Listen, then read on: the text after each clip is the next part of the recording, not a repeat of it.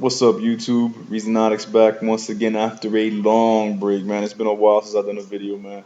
But yo, I got some more Genesis games to do an update video with. But yo, for now, bummed that this video, as you saw by the title, is the Nintendo E3 2010 review. At least my review of the presentation of the press conference. Nintendo is just the kings. Like they are untouchable. Okay, they had a bad E3 in '09, I think it was, with Wii Music or whatever. Okay, one last year, but this one was amazing. I've not watched the Microsoft one. I heard a lot about it. Saw some of the things that they presented. Thought it was decent at best. Sony's, I think it's tomorrow, so we'll see what's up with that. But the Nintendo one was on fire, man. Got a lot of stuff to get to. This will probably be a two, maybe three-part video. And Nintendo just jumped on the audience right off the bat with what everyone's been waiting for. Legend of Zelda Skyward Sword. That is the name of the new Nintendo Wii exclusive Zelda built for the Wii from the ground up. Now, I've seen a lot of mixed reactions about what people saw when they showed this game. A lot of people didn't like the look. A lot of people said it was a disappointment. Some did like it. I was one of those that when I first saw it, I saw it through a bad quality feed and I thought it was garbage. I was like, oh man, I'm disappointed.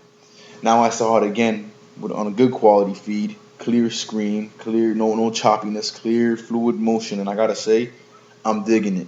I am really digging the look.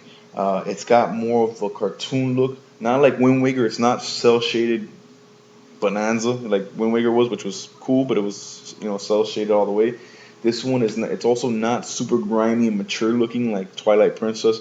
It's a nice meeting in the middle of those two. It's got a cartoon type look, but it's well detailed and well colored. Not just it's not cell shaded at all. It's got detail, but it's not grimy and just realistic looking like Twilight Princess was. It's a little bit in between, so it's a good look. The worlds are vibrant and colorful.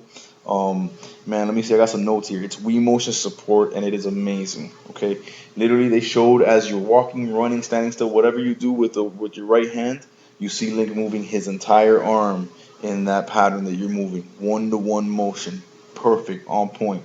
In this game, the changes that they made to the control scheme and the engine of the game is your right hand is your Wiimote is your sword, and your nunchuck is your shield, and that is it. Literally, you shake the sword, I mean the Wiimote, and you bring your sword out. Then it's one to one motion. Everything you do, you can slash, stab, whatever, cut any way you want to bring your shield out, shake the nunchuck, and you literally have to hold it. You literally, I don't know if you can see me, but you literally have to hold the nunchuck like that, like you're holding a shield, and the sword up like that, like you're ready to attack. And then you can do anything, man. It's amazing. The only buttons you really use are the A and B buttons on the controller, and the Z and C buttons on the nunchuck. The item selection process is a lot better than the old Zelda games. Old Zelda games where it was real cool because you would, assign each item to a button to a button.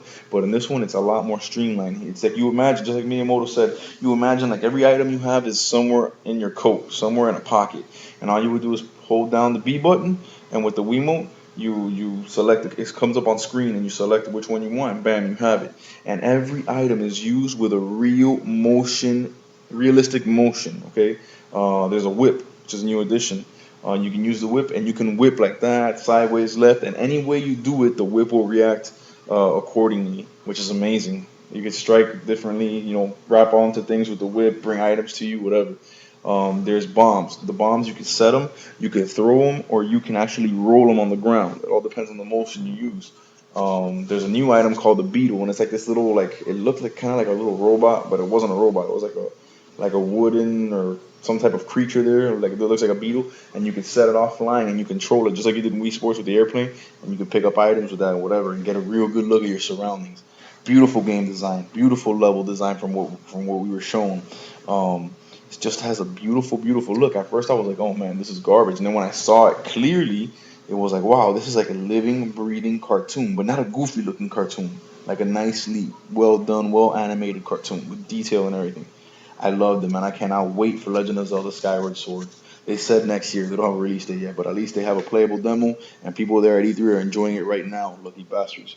Um, from then on, Nintendo went on to announce Mario Sports Mix, which is a game with Mario and the usual cast of characters, mixing it up in volleyball, dodgeball, basketball, hockey, a bunch of different sports.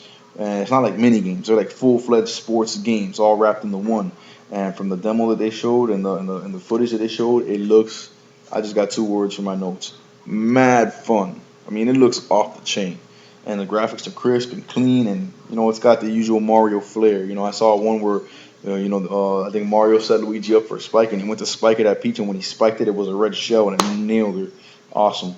From then, they announced the new Bridge title that they're working on this year. Much like Wii Sports and Wii Fit and Mario Kart Wii are all considered Bridge titles. I just consider them really fun games.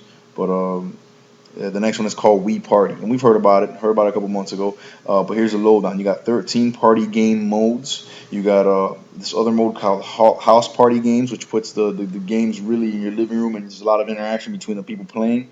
And then you got over 70 different mini games, and it looks like it's gonna be real fun, and it looks like it's gonna be also a real seller like Wii Sports Resort was. It looks like it's gonna have that kind of appeal because it's all about your Mii's. It's all about Mii characters. So there's been, I think he said, 177 million Mii's created worldwide.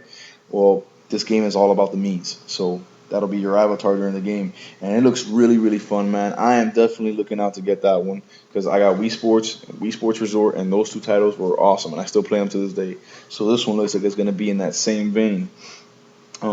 Then they announced Just Dance 2 because Just Dance 1 was such a hit and sold so much. They announced a sequel, which is cool. Then they announced Golden Sun Dark Dawn for the DS, which has been out for almost a year, I believe, if I'm not mistaken, in the Orient in Japan.